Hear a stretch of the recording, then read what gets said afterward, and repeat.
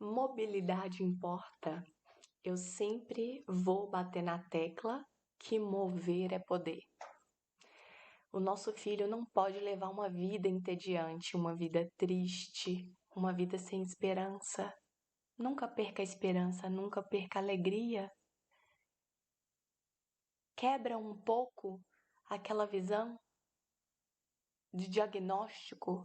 Eu olho para minha Liz, eu tento olhar para ela não com um olhar de você tem paralisia, você é a Liz que Deus me enviou, que tem um sorriso único e lindo, um brilho e uma profundidade nos olhos que me leva para longe, para outro lugar. E a minha missão é fazer a Liz feliz, dar risada. E quando eu vou estimular a minha filha, se ela não tem isso, eu estou fazendo errado. Ela tem que o estímulo. O seu filho vai para a escola. O seu filho típico que vai para a escola. Se ele ficasse na escola chorando o tempo todo, você acha que ele estaria aprendendo alguma coisa? Se ele sentisse dor durante a aula, ele ia aprender matemática? Se ele sentisse medo, ele ia aprender português? Por que com nossos filhos atípicos, quando eles vão aprender alguma coisa, precisa ser na dor, no choro e no grito? Eles precisam, se seu filho sorriu, você está no caminho certo. Se seu filho sorriu, você está no caminho certo. Aqui é uma adaptação para andar de bicicleta com o papai. Aqui ela está num transfer, mas logo à frente eu vou falar sobre andadores um pouquinho, porque todo mundo, toda mãe tem curiosidade em relação a isso, né? Aqui a fotinha da adaptação de um triciclo. E aqui o carrinho elétrico adaptado da Lizinha. Ela adora poder se mover ao lado da irmãzinha, ir de um cômodo para o outro e poder ter essa liberdade de brincar.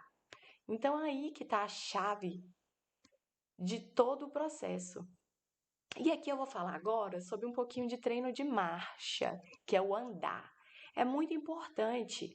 Você fala assim, nossa, mas às vezes o meu filho é muito grave, doutora Dai, meu filho é muito grave, ele não vai andar. Ninguém nunca pode dizer isso, a não ser que essa pessoa seja Deus ou se ache um Deus. O seu filho, você deve ter esperança sempre.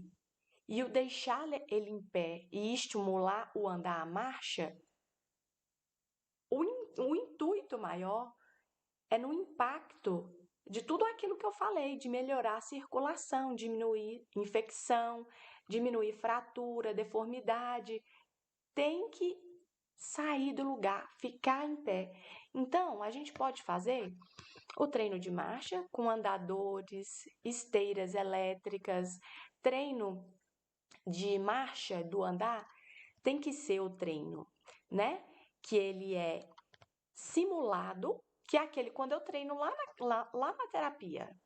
Eu vou simular em cima de uma esteira, né? Naquele ambiente todo de terapia, mas eu também tenho que fazer a estimulação real, que é colocar meu filho para, né, ficar de pé na calçada, na grama da pracinha, na piscina, na lama, onde você conseguir. E esse treino, a partir de 9 meses, a gente já sabe que essa criança já pode fazer descarga de peso. E todos os benefícios que eu já havia citado lá atrás, né? De o porquê que meu filho tem que ficar de pé. Mobilidade importa. Mobilidade aumenta a expectativa de vida. E eu vou bater sempre nessa tecla. E eu queria citar aqui para vocês agora, eu gostaria de falar um pouco sobre o uso de andadores. O uso do andador. Eu vou falar de uma forma bem simplista, superficial, porque quem vai te indicar melhor qual andador que o seu filho precisa é o seu fisioterapeuta, é a pessoa mais habilitada, tá bom? Como que funciona? Olha só, andador é igual prescrever um antibiótico na pediatria. Cada criança é de um jeito. Cada criança vai ter uma indicação em específico. Então, o que eu vou olhar antes para escolher um andador para o meu filho, para o fisioterapeuta, junto comigo, para a gente chegar num consenso de escolha? A primeira coisa, primeiro testar. Comprar de cara é uma furada. Porque às vezes você está imaginando uma coisa, mas a criança reage de outra forma. Então, o ideal é você ir em uma clínica e testar qual andador que seu filho vai adaptar melhor.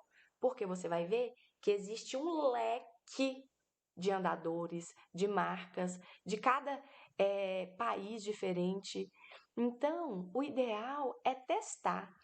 Porque eu já tive a experiência da minha filha ter um aparelho para marcha que ela não sai do lugar.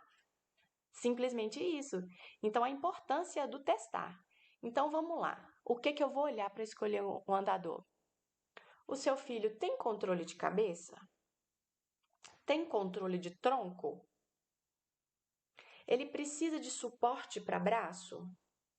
Ele consegue manter a perninha estendida, o joelho em extensão, ou ele cai, desaba, ou ele consegue fazer extensão? Ele faz marcha em tesoura, aquela criança que vai andando cruzando as perninhas, que a maioria das crianças com paralisia cerebral fazem? Isso tudo vai me indicar. Quanto maior o grau de paralisia cerebral e quanto maior for a falta dessas funções, mais suporte eu preciso o meu andador, mais acessórios o meu andador vai ter que ter. Então, aqui, ó, tipos de andadores. Esses andadores aqui que eu estou mostrando, eles são andadores que a gente diz andador posterior. E eles são indicados para crianças com paralisia cerebral com um grau mais leve, menos avançado. Uma paralisia com a função motora grossa 3 que a gente fala. Então, ó, a gente tem aqui, ó, várias opções. Você tá vendo aqui, ó, o Nimbo, o Drive Medical. E aí, ó, o que a gente tem que olhar é nesse sentido aqui, ó. O que eu quero que você preste atenção nesses andadores aqui e esses exemplos que eu tô dando? O R82. Você tá vendo que não tem suporte de tronco? Não tem suporte para o braço direito? Não tem suporte para o pescoço? Não tem suporte para as pernas? É basicamente uma ajuda que a criança vai ter para ficar em pé e ela vai ter que fazer todos os outros movimentos sozinha. Então tem que ser um grau de paralisia leve para conseguir usar o andador posterior. E a grande maioria das crianças a gente vai ver que, né, que são nível 4 acima, vão precisar de outro tipo de andador. Então, aqui, ó, esses outros andadores, que é o andador com suporte, que é para o grau 4 a 5, que são aquelas crianças que precisam de um maior suporte. Aqui, ó, esse primeiro aqui, o Rifton, Pace Rifton, ele dá suporte de tronco, ele pode dar suporte de braço. E você tá vendo esse aparelhinho aqui, ó, entre a perna? Esse aparelhinho que fica entre a perna é para evitar que a criança faça a marcha em tesoura. E esse aqui não é muito indicado, porque você está vendo aqui que é uma estrutura fininha e não consegue tirar tanto. Então, para aquela criança que faz tesourinha na hora de andar, então ele não é muito bom. Esse outro andador aqui, ó, é o Mustang R82. Esse aqui, por exemplo, é o que a minha filhinha tem indicação atualmente. Ele vai dar. Só que ele aqui, ó, ele tá incompleto. Você lembra que o andador, você pode ir colocando acessórios. Aqui ele tá com um controle de quê? De tronco. Só que a minha filha, lembrem disso. Se seu filho não tem controle de tronco, ele também não vai ter controle aqui de antebraço. Então, Eu preciso ter o controle de tronco, mas eu também preciso ter um suporte para controle de braço.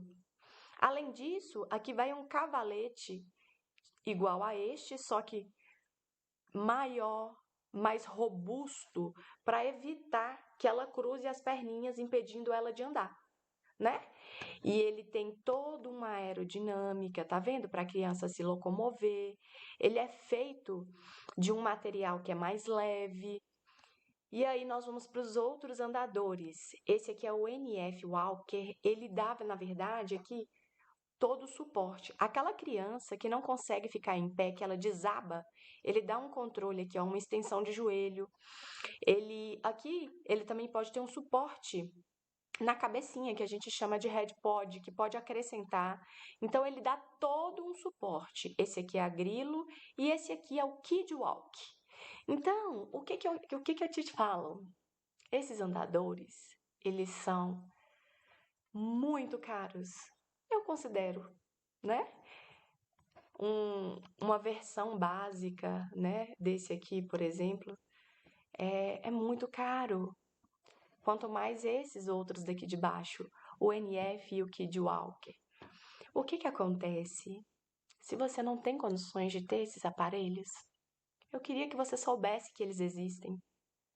Mas se não dá agora, a gente improvisa. Eu já vi projetos em que foram feitos andadores, é lógico, né, que com bem mais simples e que não é toda criança que consegue utilizar, mas que usa cano PVC, rodinhas, para tentar fazer a criança ficar de pé. A gente tenta adaptar do jeito que pode, corre atrás, né, através de liminares, para a gente tentar conseguir via SUS, em centros de órteses e próteses. E assim, eu quero somente que você não desista, que você acredite e tenha esperança que essa tecnologia assistiva ela pode chegar até você, mas que enquanto não chega, eu quero que você fique em paz no seu coração e que você está fazendo o melhor pelo seu filho e faça ele ficar de pé. Tá joia?